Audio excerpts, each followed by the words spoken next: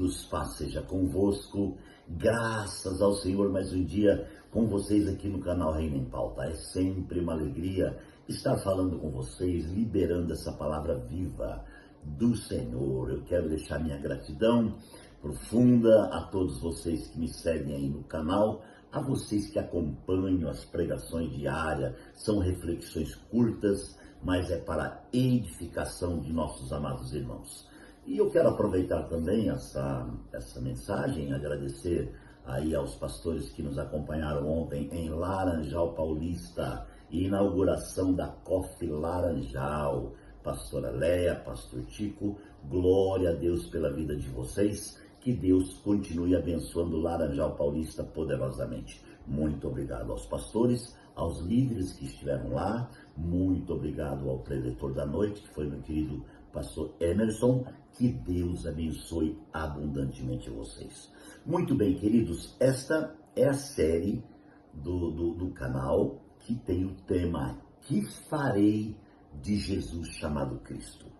É a mensagem de número 8 já da série, e eu sinto de fazer alusão nessa parte da série acerca de uma história extremamente gloriosa do Velho Testamento, que está relacionada a um homem chamado Jó. Mas antes de entrar na questão propriamente de Jó, eu queria analisar com você um pouquinho esse tema. Que farei de Jesus chamado Cristo? Quando nós usamos a palavra que farei, pintou uma dúvida. Era a dúvida que Pilatos teve no momento que ele estava ali entre liberar Barrabás e liberar Cristo. Ou ele liberava Cristo para a crucificação, ou liberava Barrabás. A multidão queria Barrabás. E então Pilatos ficou numa dúvida muito grande e acabou então liberando a soltura de Barrabás e crucificando Cristo. Meus amados, essa indecisão, ela paira no interior de muita gente. Uma indecisão em diversos aspectos, né? Até mesmo em relação à fé. Por exemplo, quando nós estamos passando muitas lutas, parece que a fé fica um pouco desgastada. Você há de convir comigo que muitos de nós já passamos por esse momento, parece que a fé ela desgastou um pouco, parece que o ânimo baixou um pouco, a vontade de continuar baixou um pouco, devido às grandes lutas. Gente, eu queria dizer a você, mais uma vez, que nós estamos numa escola. Nós estamos aqui, irmãos, num campo de prova.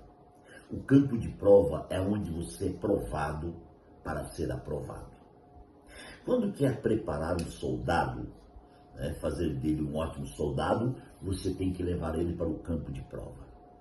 E ali você vai testá-lo e ver o quanto de resistência ele tem. Se ele aguenta peso, se não aguenta peso. Se ele realmente está preparado para ser um soldado ou não. Nessa batalha espiritual, não é diferente. Deus nos colocou na terra onde não é o nosso lugar. Aqui é uma passagem. O nosso lugar permanente, no momento, não é aqui. Um dia será, quando essa terra passar pela purificação. Então, amados, quantas vezes surge na cabeça, que farei? Eu creio em Deus, eu sirvo a Deus, mas o que eu estou passando é muito forte. O que eu farei para vencer? Se eu perguntar agora, eu tenho certeza que existem muitas pessoas que estão vendo o meu canal agora que têm essa dúvida. O que eu farei da situação que está acontecendo? Pilatos disse, que farei de Jesus chamado Cristo? Quando nós falamos Jesus chamado Cristo, nós estamos falando, amados irmãos, de duas pessoas. Estamos falando de uma pessoa natural, que é Jesus. Estamos falando de um homem, que é Jesus. Jesus é 100% homem. Mas também Jesus é 100% Deus. Por isso é que ele é o Cristo. Quando Pilatos disse que farei de Jesus chamado Cristo, no meu entendimento, ele não conseguia entender o homem e nem a Deus.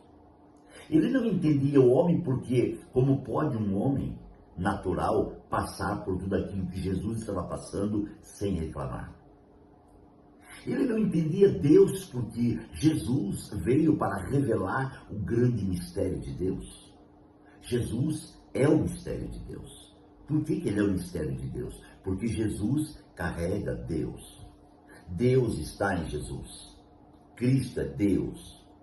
Então esse tema é muito sugestivo, é muito profundo. Então, que farei de Jesus chamado Cristo?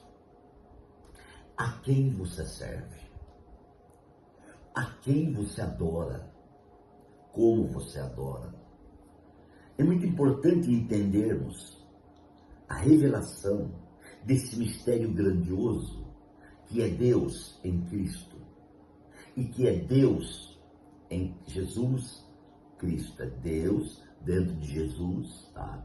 Com o propósito de, após a cruz, colocar Deus dentro de mim e de você. Você sabe que o propósito é esse. Deus veio, entrou em Jesus, encarnou, tá? Levou Jesus para a cruz, né?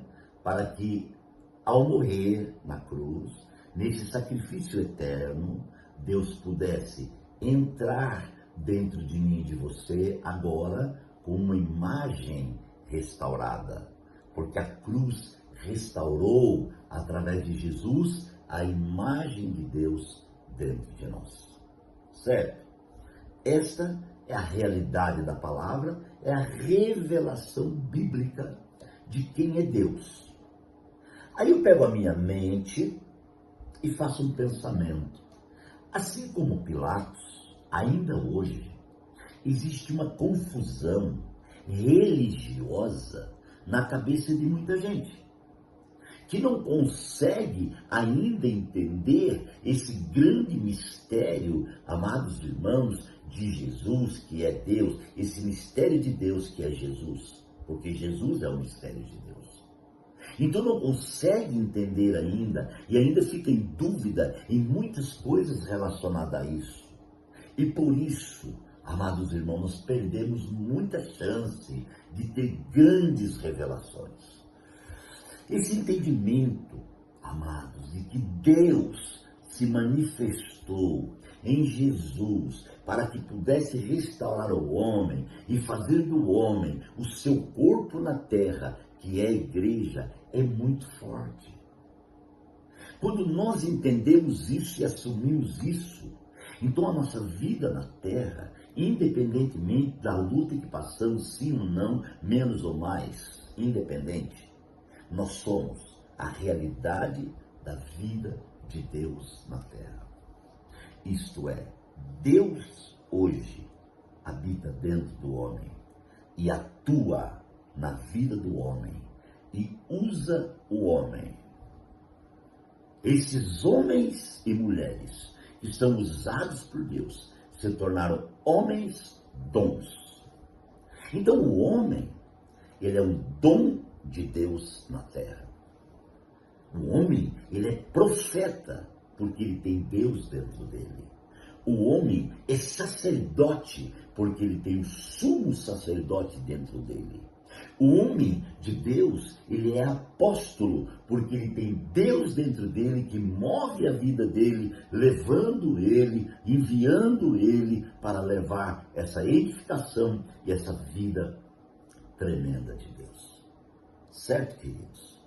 Partindo desse princípio, eu quero adentrar na história do homem conhecidíssimo no Velho Testamento chamado Jó.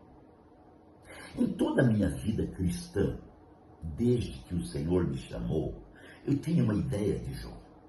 A minha ideia de Jó é que ele era um santo homem mesmo, e olha, não teve na terra o homem igual Jó. Eu olhava Jó assim com uma visão diferente, até que eu comecei a ler com entendimento, a ler e orar a palavra de Jó e entender Jó na minha vida, na nossa vida. Porque há visão da palavra é essa, é trazer uma revelação, seja no Velho ou no Novo Testamento, para edificação atual daquele que está em meditação nessa palavra. Então isso é tremendo. E eu comecei então a pensar, falei, meu Deus, Jó, eu preciso entender bastante Jó. Jó aqui eu preciso reconhecer que Jó é um homem natural. Jó representa o eu humano, mesmo porque este nome, amados irmãos, ele já fala Jó, em espanhol é yo, eu. Então o eu está em primeiro lugar na vida de Jó. E eu quero que você pense nesse pano de fundo que eu fiz, que deu uma reflexão, tá? Uma reflexão, a de número 8. Então, parte desse princípio e fica comigo, porque eu vou trazer toda essa revelação para o seu coração. Pai, muito obrigado pelo Espírito da Palavra, pela vida, que o Senhor venha clarear e ministrar em nosso ser de forma tremenda e constitutiva essa palavra poderosa. Senhor, é com temor e tremor que eu pronuncio palavras aqui neste canal, porque só o Senhor sabe o temor que temos em falar com gente tão querida. Pai, muito obrigado, em nome de Jesus. Que Deus te abençoe, um abraço e até amanhã.